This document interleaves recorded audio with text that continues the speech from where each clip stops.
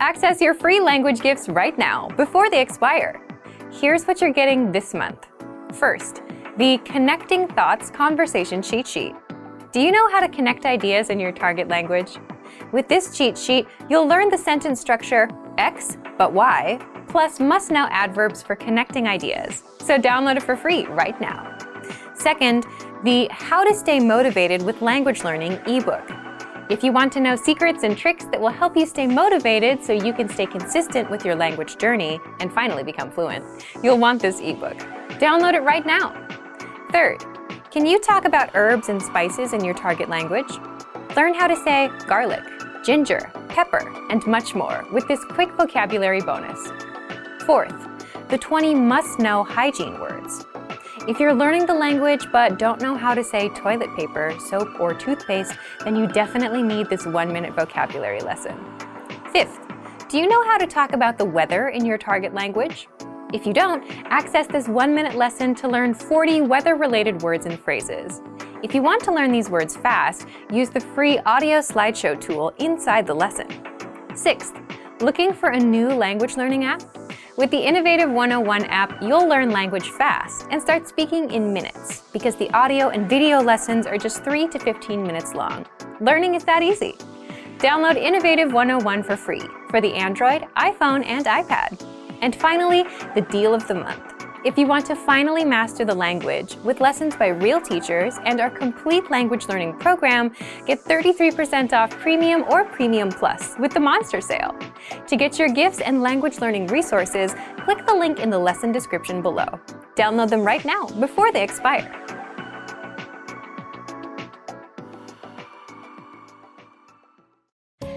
In this video, you'll learn 20 of the most common words and phrases in Norwegian. Hi everybody, my name is Annette. Welcome to the 800 Core Norwegian Words and Phrases video series. This series will teach you the 800 most common words and phrases in Norwegian. But there's a twist. With each new lesson in this series, we'll include the previous lessons at the end. So after you've learned the new words and phrases, stick around and review what you learned in previous lessons. Reviewing is one of the most important parts of learning a language. Okay, let's get started. First is hallo. Hello. Hallo. Hallo. Hello. Hallo, jeg heter Espen. Hello, my name is Espen. Hallo, jeg heter Espen. Unnskyld meg. Excuse me.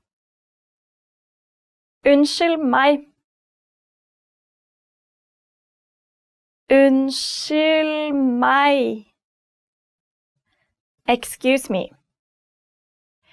Unnskyld meg for at jeg sen. Excuse me for being late. Unnskyld meg for at jeg sen. Jeg beklager. I'm sorry. Jeg beklager. Jeg beklager. I'm sorry. Jeg beklager, han ikke her akkurat nå. I'm sorry, he's not here right now. Jeg beklager, han ikke her akkurat nå. God natt. Good night. God natt. God natt. Good night. God natt og tusen takk. Good night and thank you very much. God natt og tusen takk. Hyggelig å møte deg. Nice to meet you. Hyggelig å møte deg. Hyggelig å møte deg. Nice to meet you. Mitt navn Peter. Hyggelig å møte deg. My name is Peter.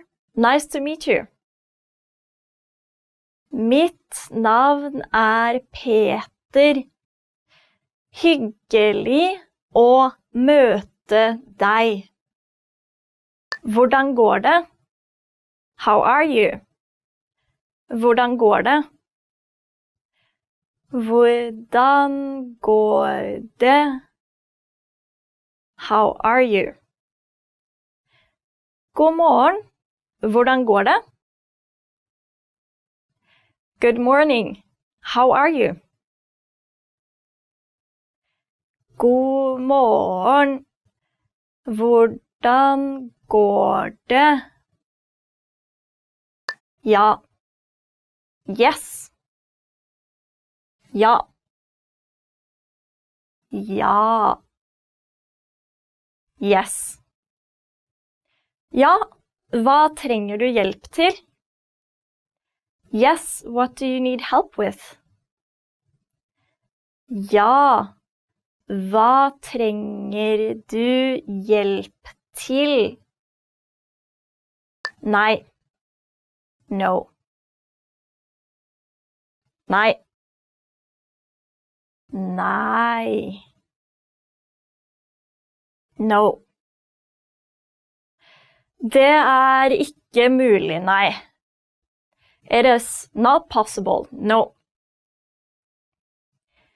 Det ikke mulig, nei.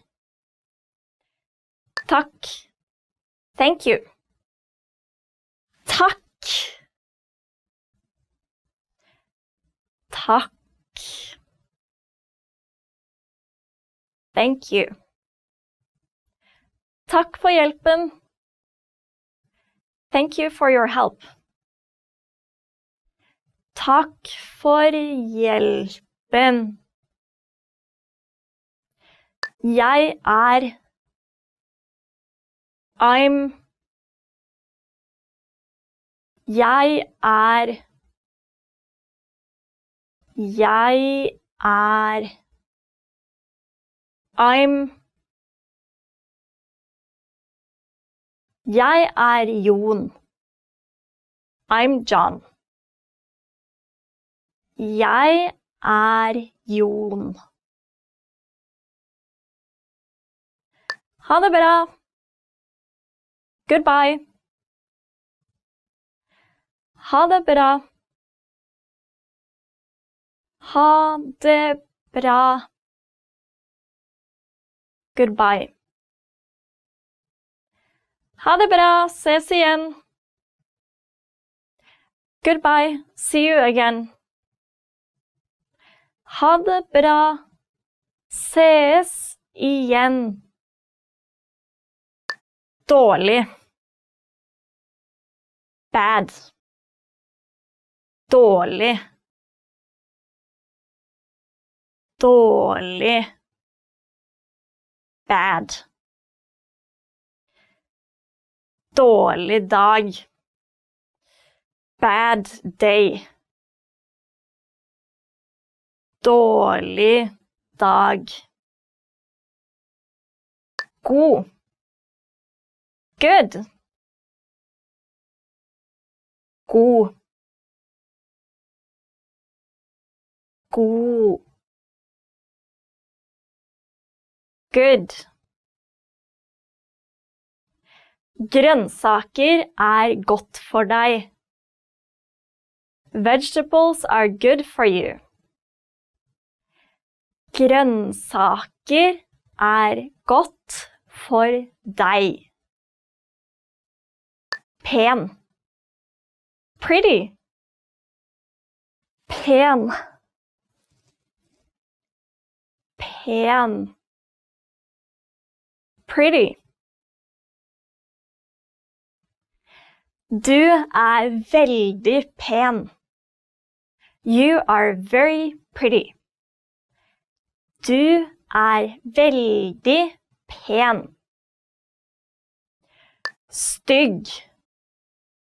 Ugly. Stygg. Stygg. Ugly. Det en veldig stygg hund. That is a very ugly dog. Det en veldig stygg hund. Lett. Easy. Lett. Lett.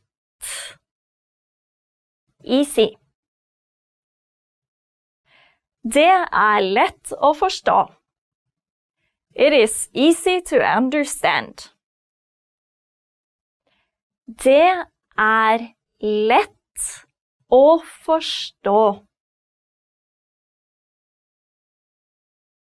Vanskelig. Difficult. Vanskelig. Vanskelig. Difficult. Engelsk vanskelig. English is difficult. Engelsk vanskelig. Nær. Near. Nær. Nær. Near. Jeg bor nær universitetet. I live near the university. Jeg bor nær universitetet. Langt. Far. Langt. Langt. Far. Stasjonen langt herfra. The station is far from here. Stasjonen langt herfra. Liten. Small. Liten. Liten. Small.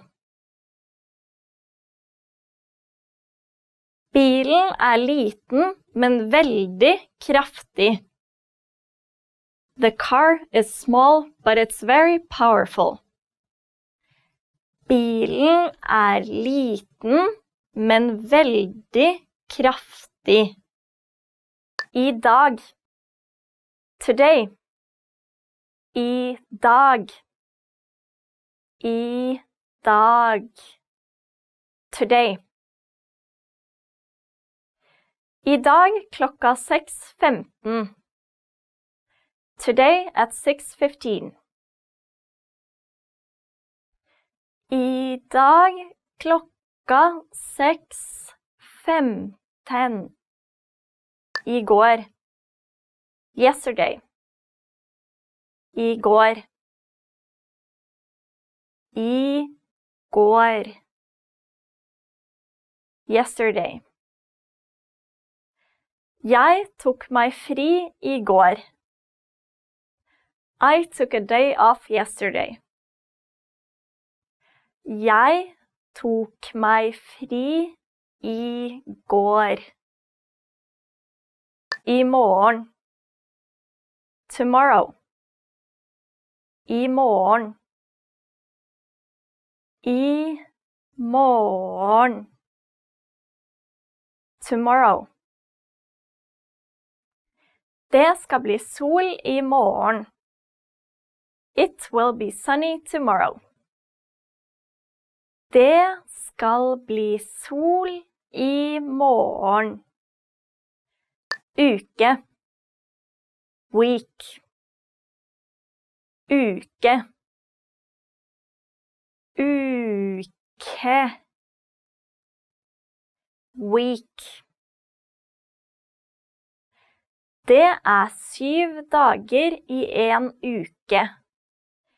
There are 7 days in a week. Det 7 dager i en uke. År. Year. År. År. Year. Et kalenderår. 1 calendar year. Et kalenderår. Sekund. Second. Sekund. Sekund. Second. I 10 sekunder.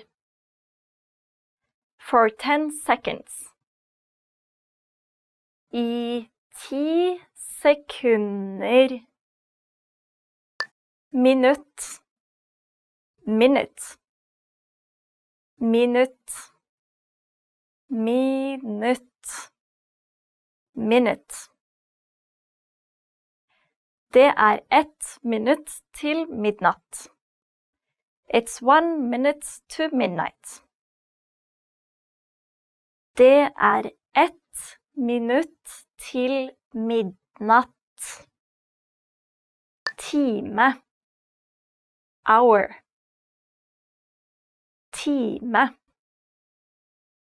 Time. Hour.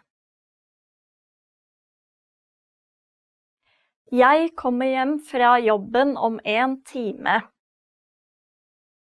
I'll be home from work in an hour.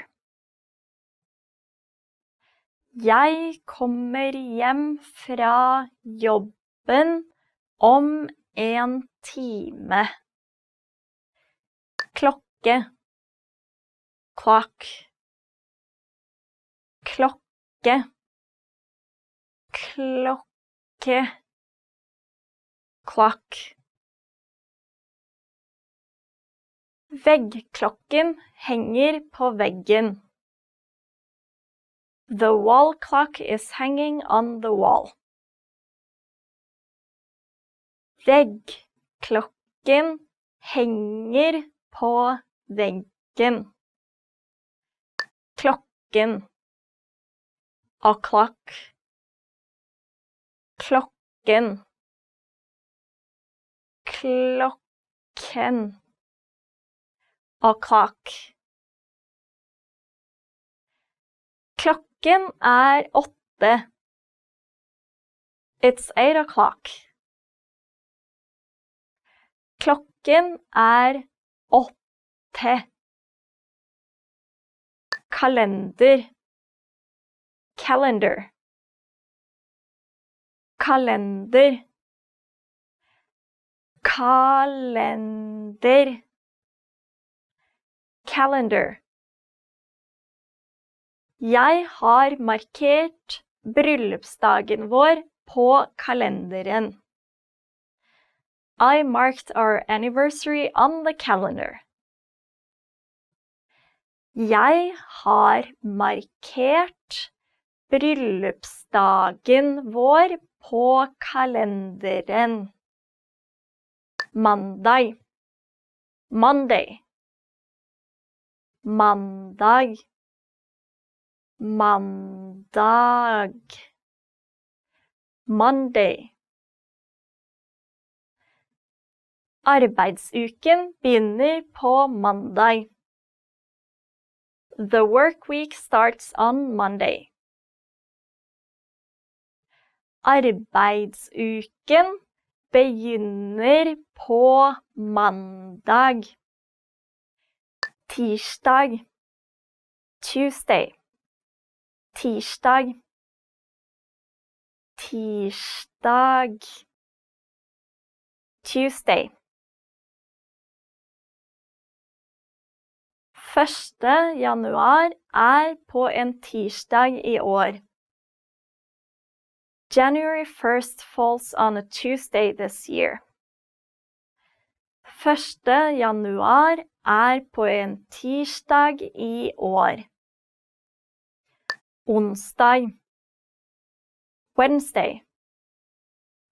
Onsdag. Onsdag. Wednesday.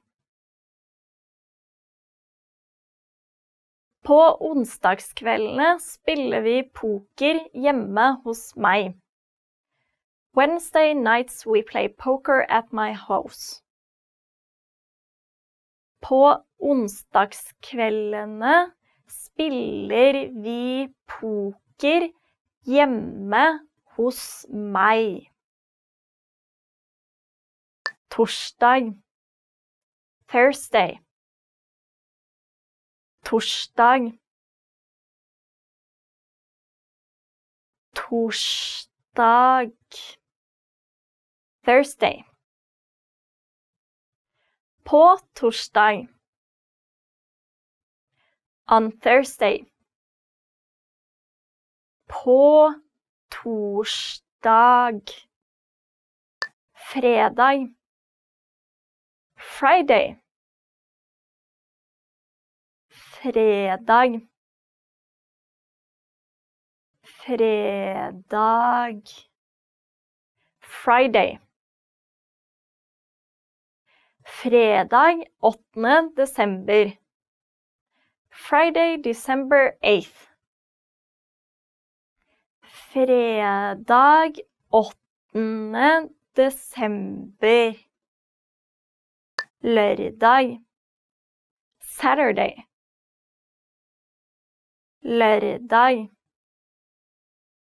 Lørdag. Saturday.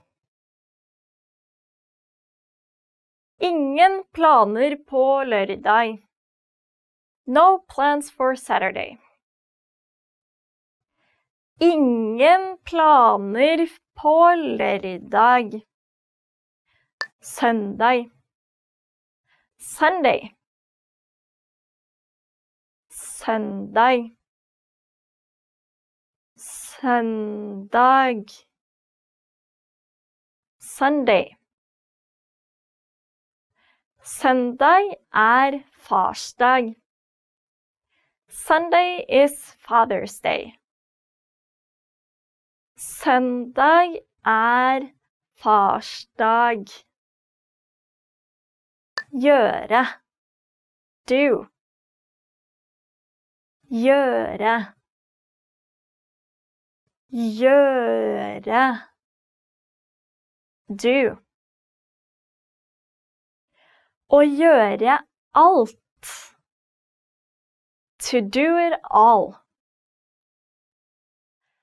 Å gjøre alt. Gå. Go. Gå. Gå. Go. Gå rett fram. Go straight ahead. Gå rett fram. Le. Laugh. Le. Le. Laugh. Le av et bilde. Laugh at a picture. Le av et bilde. Deilig. Delicious. Deilig. Deilig. Delicious. Det ser deilig ut. It looks delicious. Det ser deilig ut. Vann. Water. Vann. Vann. water. Glass med vann. Glass of water. Glass med vann. Te. Tea. Te. Te. Tea. Kvinnen drikker te. The woman is drinking tea. Kvinnen drikker te. Kaffe. Coffee. Kaffe. Kaffe. Coffee. Kaffekanna full av kaffe. The coffee pot is full of coffee.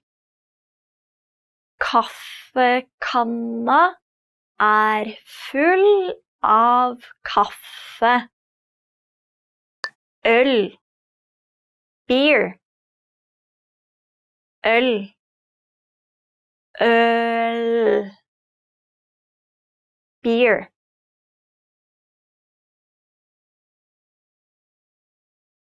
Bartenderen heller et glass med fatøl. The bartender is pouring a draft beer. Bartenderen heller et glass med fatøl. Vin. Wine. Vin. Vin. Wine. Man drikker rødvin med kjøtt og hvitvin med fisk. You drink red wine with meat and white wine with fish. Man drikker rødvin med kjøtt og hvitvin med fisk. Storfekjøtt.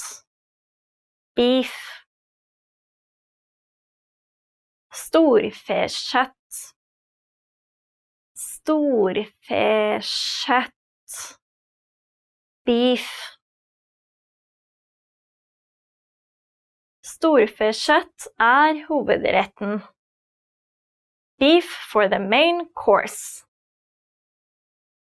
Storfekjøtt hovedretten. Kylling. Chicken. Kylling. Kylling. Chicken. Jeg liker ikke kyllingskinn. I don't like chicken skin. Jeg liker ikke kyllingskinn. Svinekjøtt. Pork. Svinekjøtt. Svinekjøtt. Pork. Svinekjøtt kjøttet fra en gris. Pork is the meat from a pig. Svinekjøtt kjøttet fra en gris. Fisk. Fish. Fisk. Fisk. Fish. Japanere spiser mye fisk. Japanese people eat a lot of fish. Japanere spiser mye fisk. Lam. Lamb. Lam. Lam. Lamb. Lam veldig godt. Lamb is extremely delicious. Lam veldig godt. Lege. Doctor. Lege. Lege. Doctor. Legen undersøker foten. The doctor is examining the foot. Legen undersøker foten. Politimann. Police officer. Politimann. Politimann. Police officer. Politimann i uniform. Police officer in uniform. Politimann i uniform. Lærer. Teacher. Lærer. Lærer. Teacher. Engelsklærer. English teacher.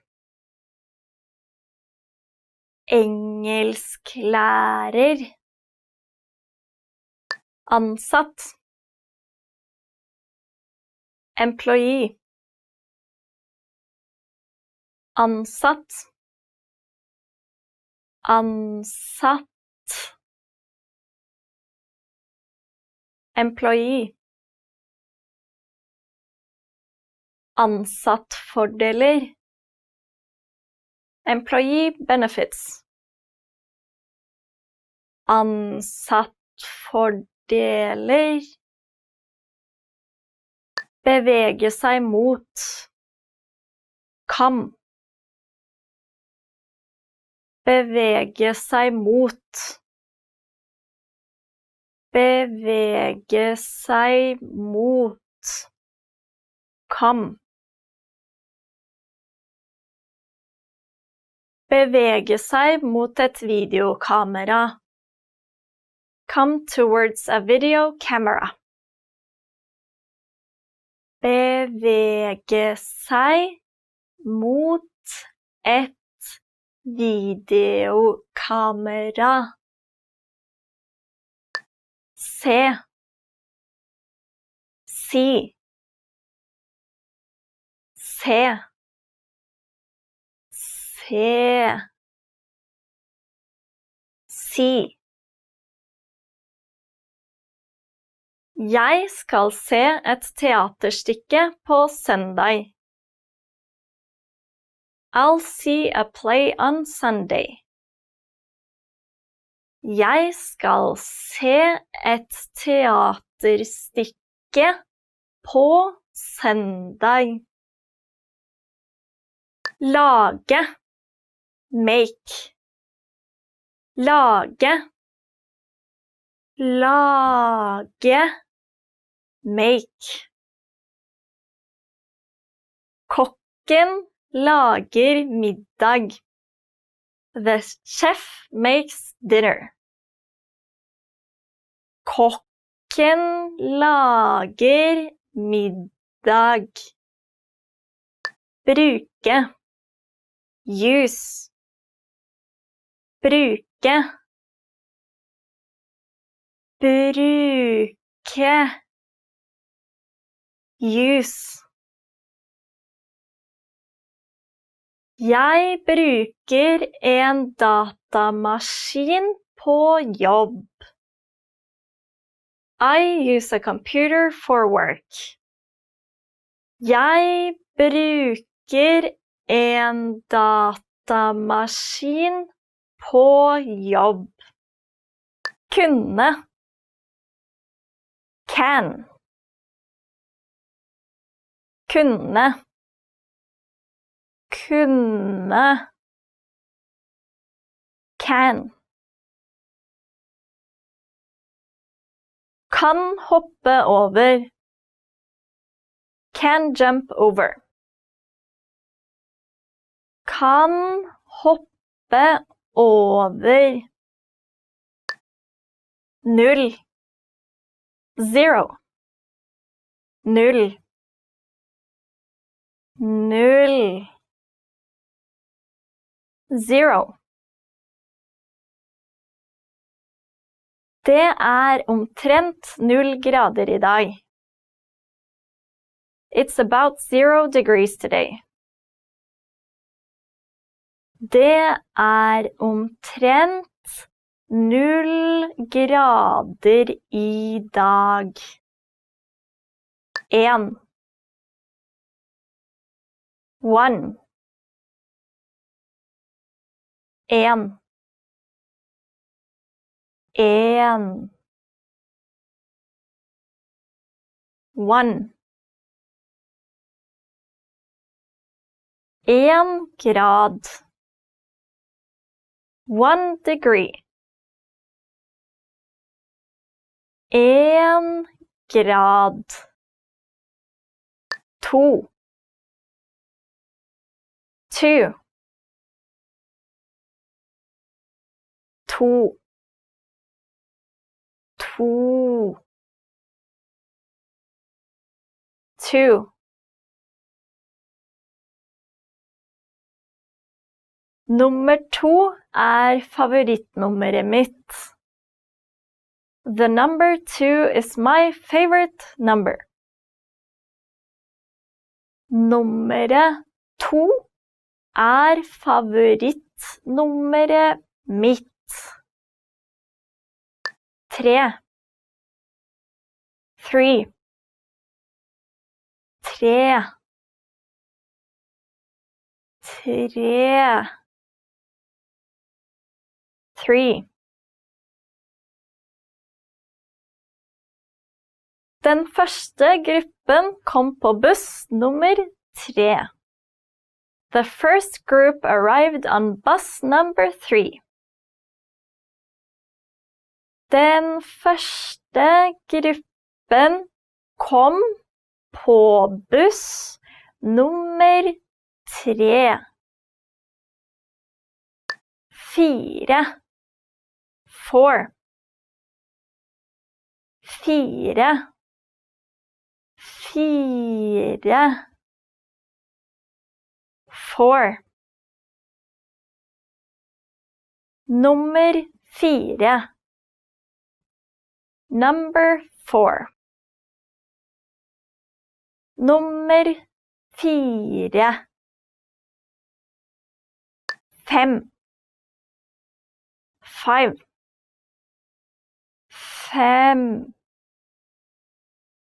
5. 5. Sjøstjernen har 5 ben. The starfish has 5 legs. Sjøstjernen har 5 ben. 6. 6. 6. 6. 6. Har dere et bord for 6?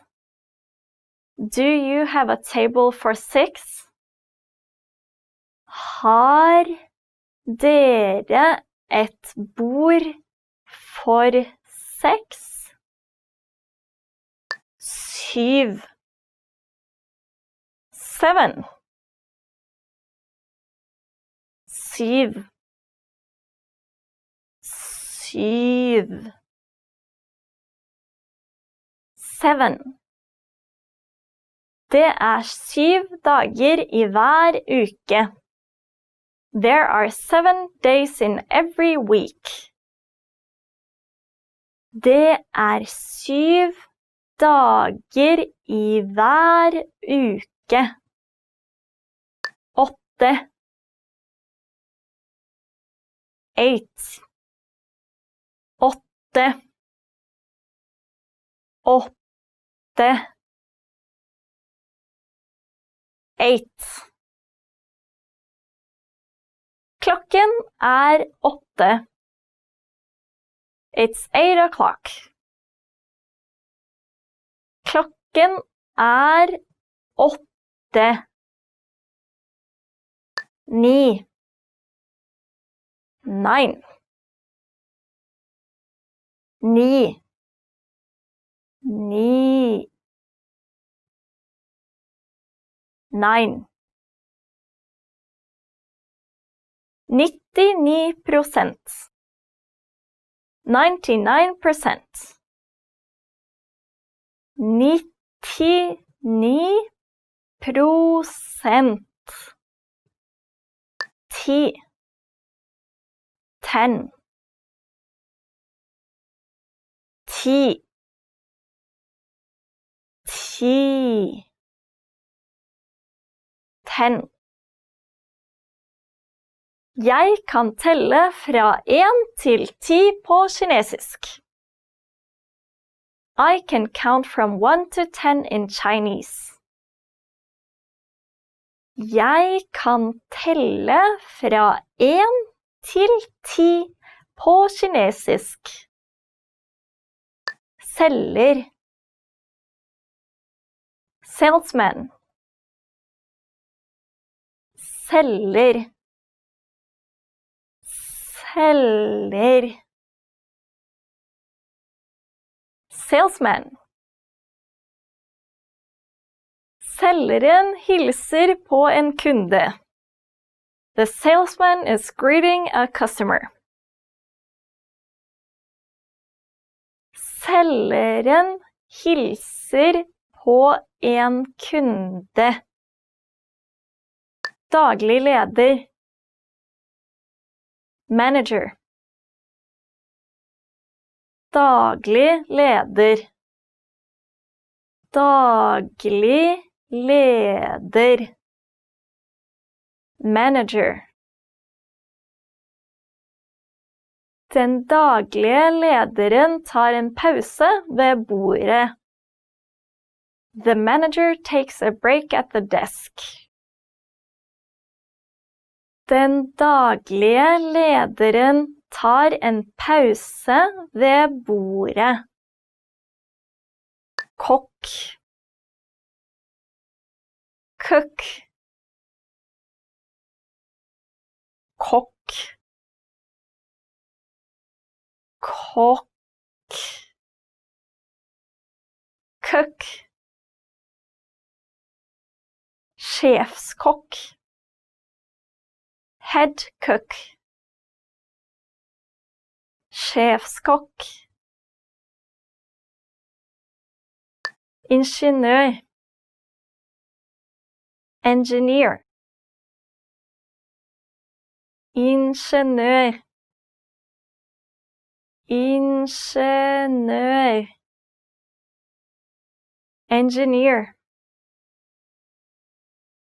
En flink ingeniør kan designe og bygge systemer. A good engineer can design and build systems. En flink ingeniør kan designe og bygge systemer. Programmerer. Programmer. Programmerer. Programmerer. Programmer. Dataprogrammerer. Computer programmer. Dataprogrammerer. Sykepleier. Nurse. Sykepleier. Sykepleier. Nurse. Kvinnen en sykepleier. The woman is a nurse. Kvinnen en sykepleier. Kropp. Body. Kropp. Kropp. Body.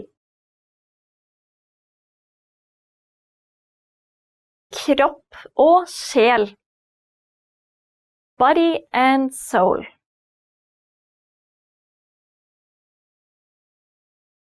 Kropp og sjel. Hode. Head. Hode. Hode. Head. Bruk hjelm for å beskytte hodet ditt. Wear a helmet to protect your head. Bruk hjelm for å beskytte hodet ditt. Hey everyone, welcome to the Monthly Review, the monthly show on language learning, where you discover new learning strategies, motivational tips, study tools, and resources. By the way, all the lessons and bonuses you're about to see can be downloaded for free on our website. So click the link in the description right now to sign up for your free lifetime account. Okay, today's topic is 5 ways to make sure you start on the right foot with language learning. Ever wondered if you're on the right path with your language learning? Or if you're studying the right things and taking the right steps? Well, today you'll learn how to start on the right foot with your language learning journey. We'll talk about 1. Why you must know your reason for learning the language. 2. How to set fail-proof goals and rewards. 3. How to match your daily routine to your learning so that you don't struggle with the actual learning. 4. Why you need anchor points for long-term motivation. And 5. How to improve faster with ongoing assessment. How to start off on the right foot with your language learning journey. There are 5 things you, as a language learner, need to address if you want to start off on the right foot.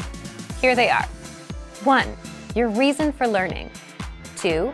Your goal and reward. 3. Matching your routine to your medium. 4.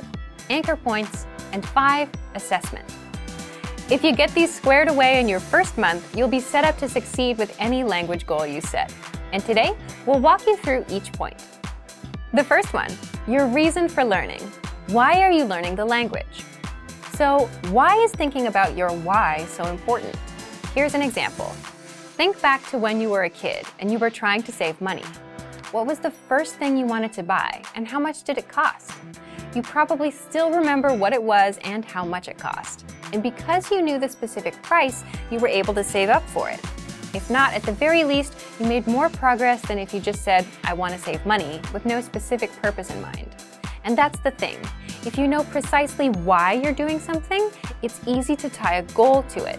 And there are all kinds of reasons to learn a language. There's travel, family, friends, love, or maybe you're living in a country that speaks it. So knowing your reason clarifies your mission and gives you motivation from the start. Now, some reasons are stronger than others. For example, living in a country that speaks the language is a powerful reason. You need it for survival. If your reason for learning is something simpler, like, I just want to watch TV in that language, it's not exactly something you need to survive.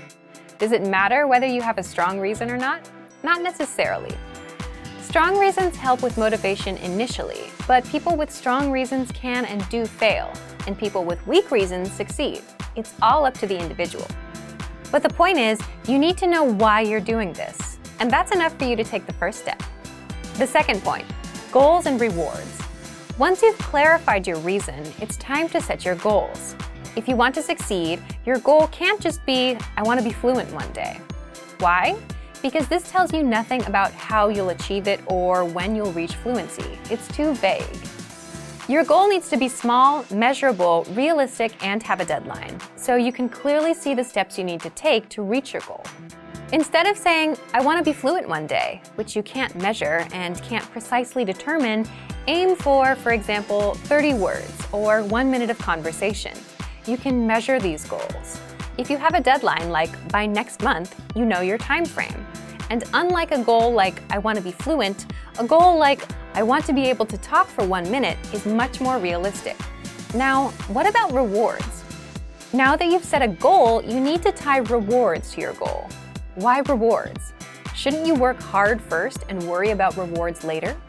Because rewards are powerful motivators, you should be working hard. But hard work often is not fun, and you need something to push you through.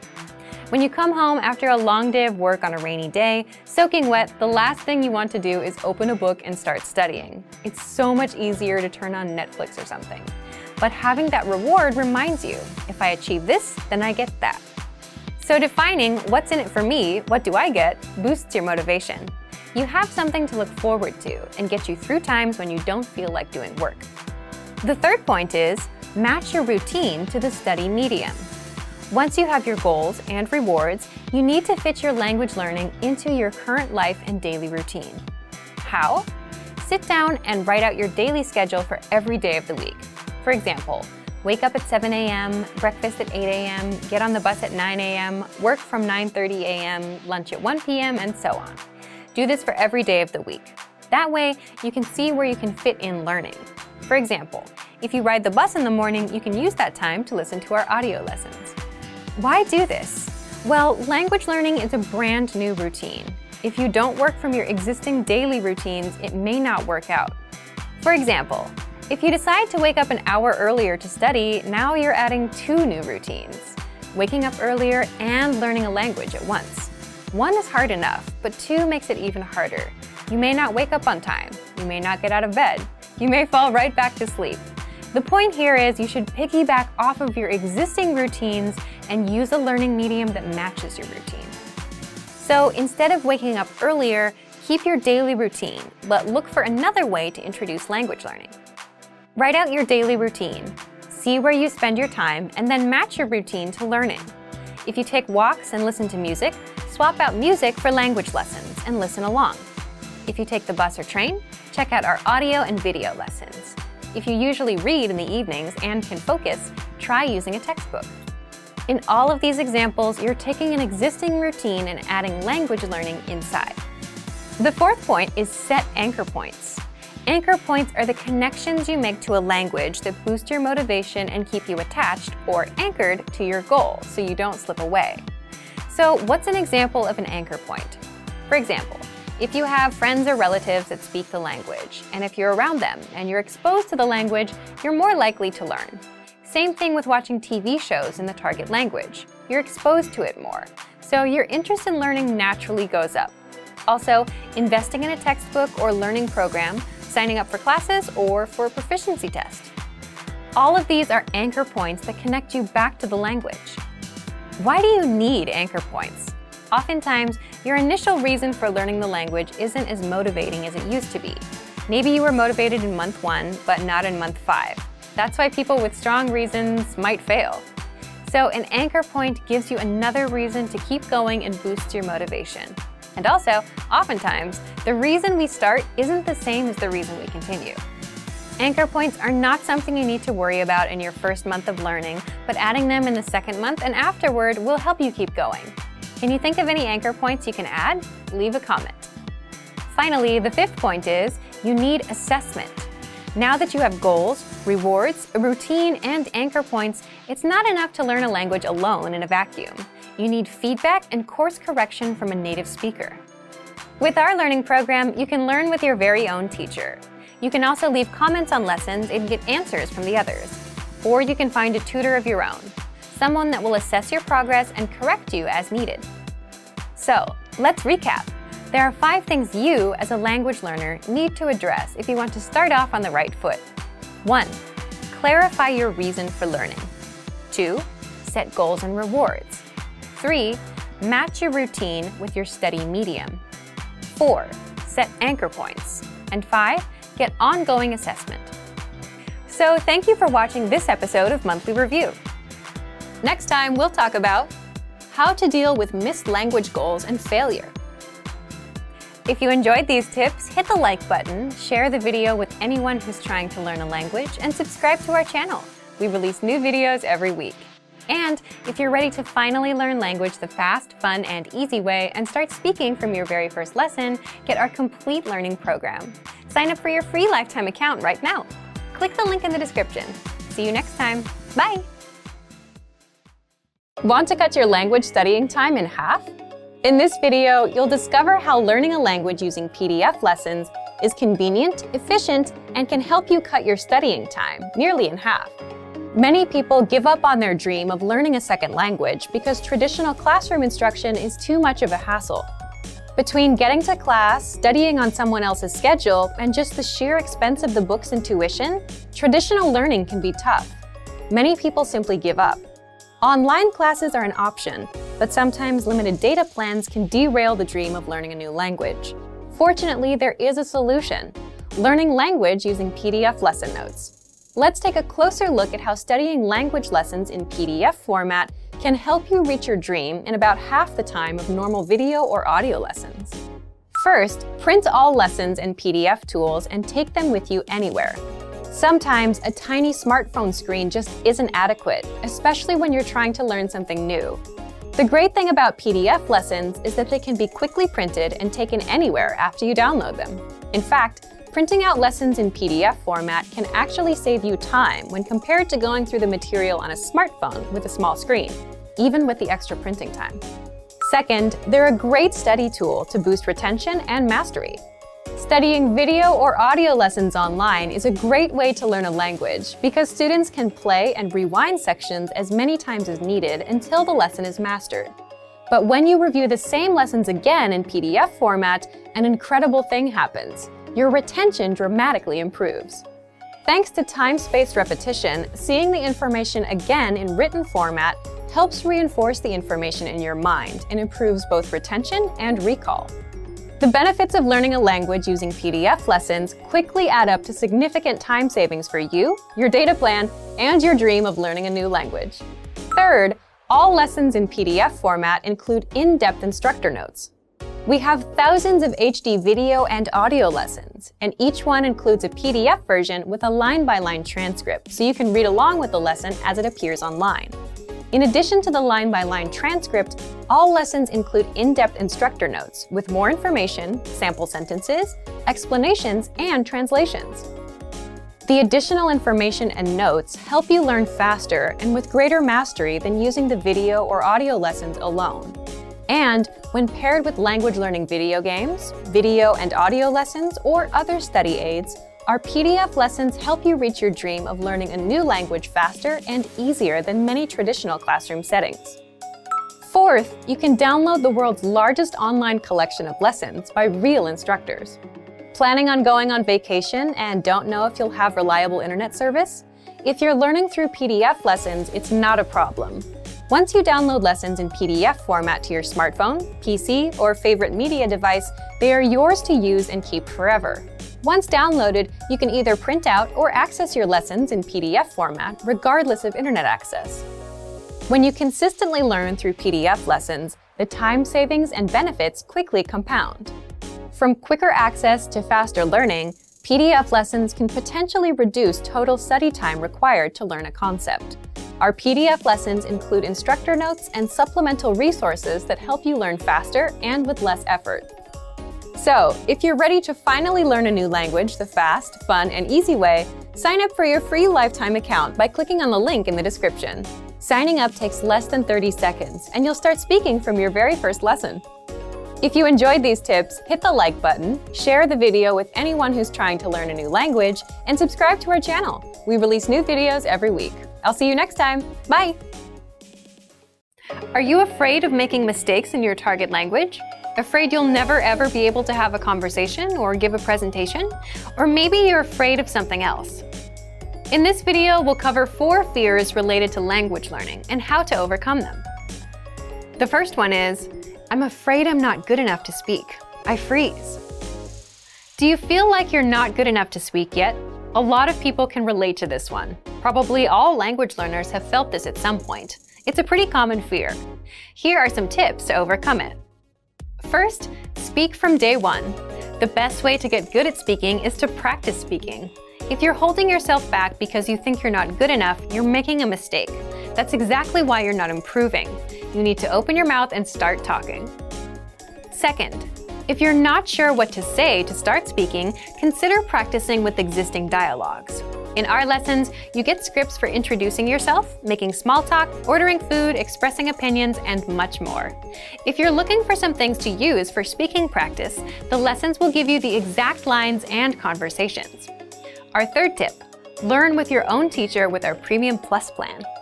With Premium Plus, you get an actual native speaker teacher to tell you what to say and how to say it. You can actually learn to speak with the help of a real native teacher. Fear number 2 is, I'm afraid I'll never be fluent. This is a common fear for beginner learners. Once you start improving and seeing progress, this goes away.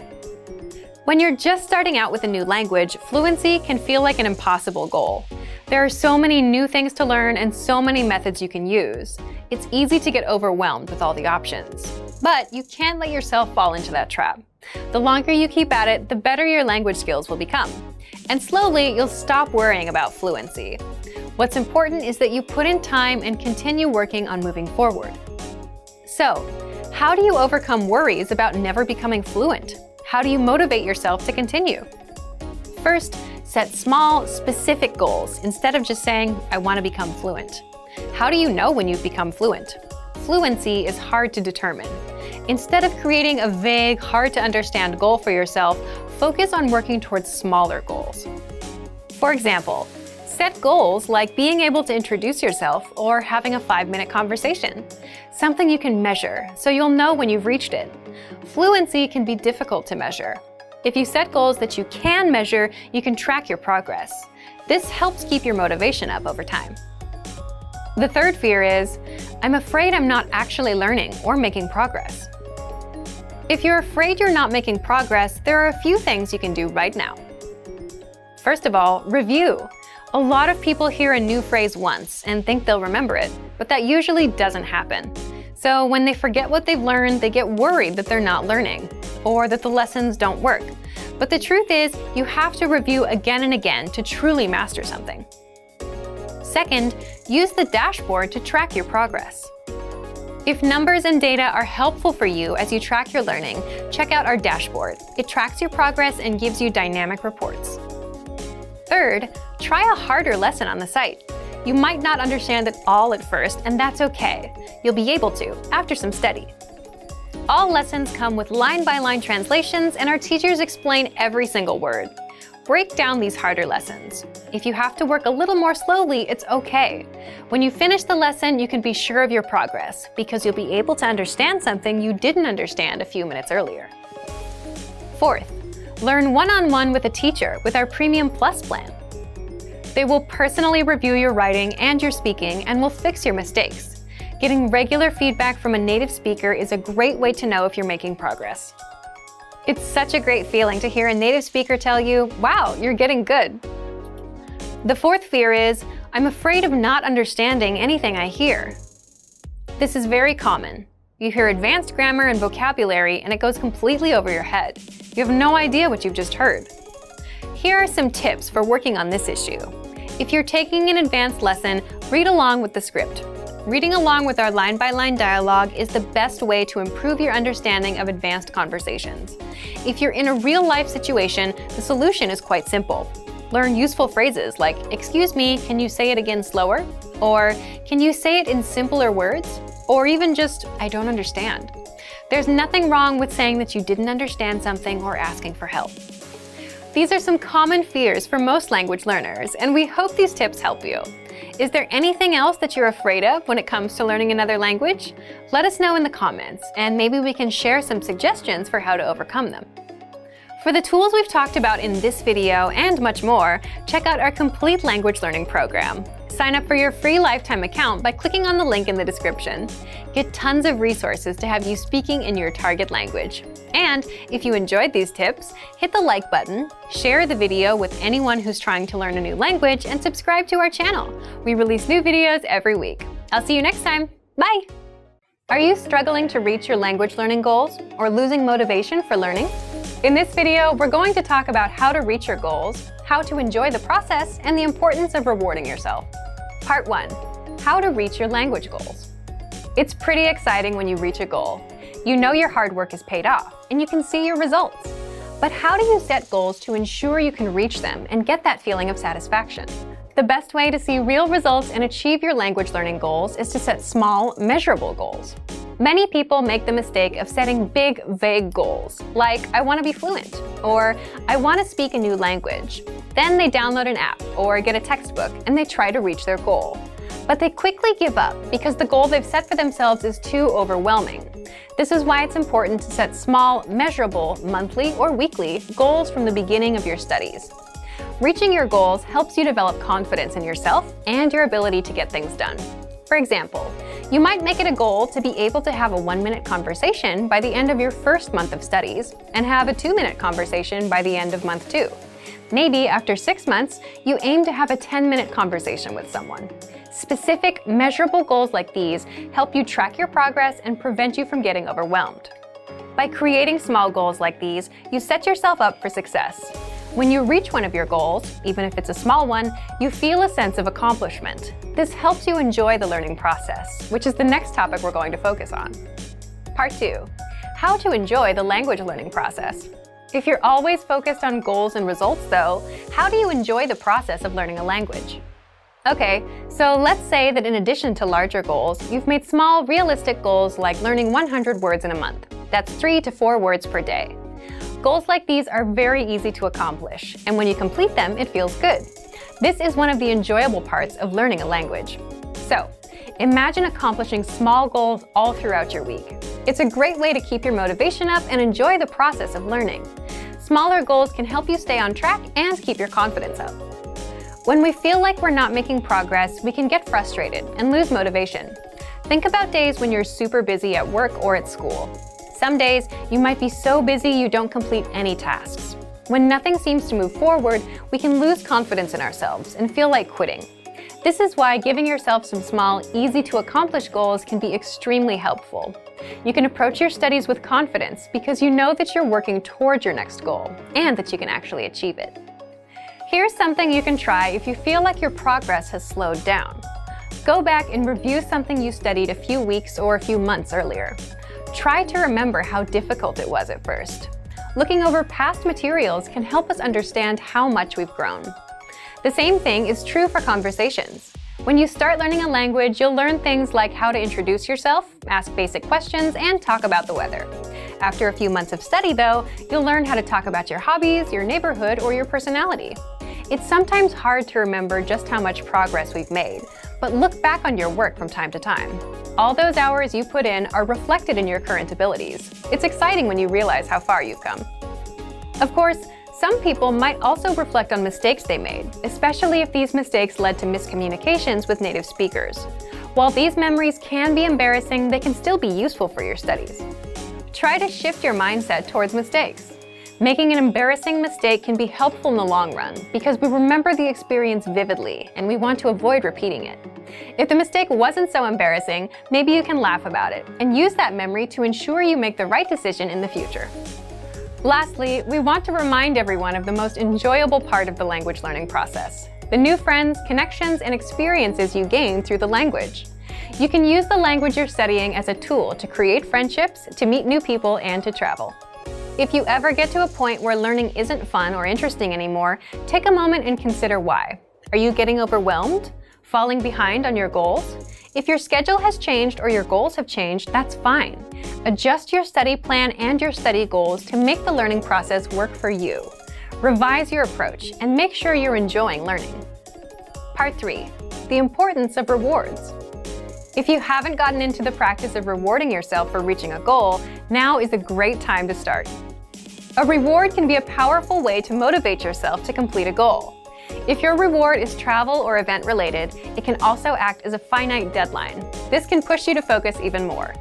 You can decide to reward yourself with something you buy, with an experience, or maybe just with some time to relax. Choose a reward that will work best for you. Positive reinforcement can be very helpful in the learning process. It's one thing to hit a goal and feel good about it, but if you have a reward too, it seals the deal. It helps you keep the cycle going and will help you keep learning. So today we covered goal setting, how to enjoy the process of learning, and the importance of rewards. Make sure you set small, measurable goals in addition to your larger goals. Find ways to enjoy the process of studying, and make sure to reward yourself for your achievements. Learning a language should be fun and satisfying.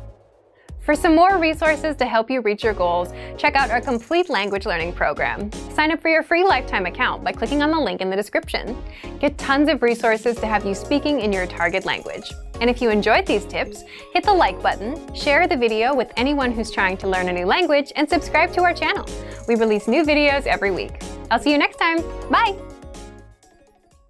Want to speak and understand more of your target language? If so, of course, you'll need to know more words and phrases than you do now. In this video, we'll cover 5 ways to master new words and phrases fast. Number 1. Use our free vocabulary list. This is a free library of vocabulary and phrase lessons for all kinds of situations. You can learn words and phrases for current events, holidays like Halloween and Thanksgiving, and useful topics like the top 10 ways to say hello, conversational phrases, and more. You'll learn phrases that you won't find in textbooks. If you want to learn extra fast, use the slideshow tool. Just tap or click on View Slideshow, then sit back and review the words and phrases. Find the vocabulary list in the vocabulary drop-down menu on the site. These vocabulary lists are free for all users. Number 2. Take the audio and video lessons. One of the best ways to learn new words is by hearing and using them in conversations. This is because it gives you the opportunity to understand how the words are actually used. In every lesson dialogue, you'll likely come across some words you don't know. But don't worry, because our teachers translate everything. When you hear the conversation again at the end of the lesson, you'll be familiar with the words you didn't know at first. Number 3. Learn with our 2,000 most common words list. A quick question. How many words do you think you need for conversational fluency? 3,000? 5,000? It's actually not as many as you think. Language experts say you need about 1,500 words to reach conversational fluency. With our 2,000 most common words list, you'll get access to key vocabulary words you need to boost your conversation skills. The words are broken down into simple categories, such as adjectives, nouns, verbs, food, drinks, numbers, months, and so on. So you can go category by category and focus on what you're most interested in first.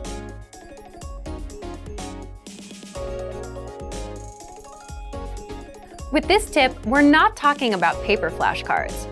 We're talking about the smart flashcards that you can find in our premium study tools. This is an automatic system individualized for each member based on their study needs. First, you'll use the cards to check your knowledge. Then, according to your answers, the cards will be sorted according to which words you need more practice with. Words that you struggle with will be shown to you more and more. You'll see words that you know well less often. This system helps you study more efficiently. It displays the words you need to work on and knows when you should refresh your knowledge. This helps make sure you don't forget vocabulary. In every study session, these cards will help you refresh your memory on the words you learned last time and introduce new words. Number 5. Use the words. After you learn a new word, using it right away is crucial to remembering it. So, when you're done with a lesson or a vocab list, here's something you can do. Leave a comment. Make up a sample sentence and post it in the comment section. Write it down in a notebook, or shadow the word with a lessons dialogue. Our language learning program is full of tools that can help you speak more. Just pick one and get started. If you want to unlock all of these study tools, check out our complete language learning program. Sign up for your free lifetime account by clicking on the link in the description. Get tons of resources to have you speaking in your target language.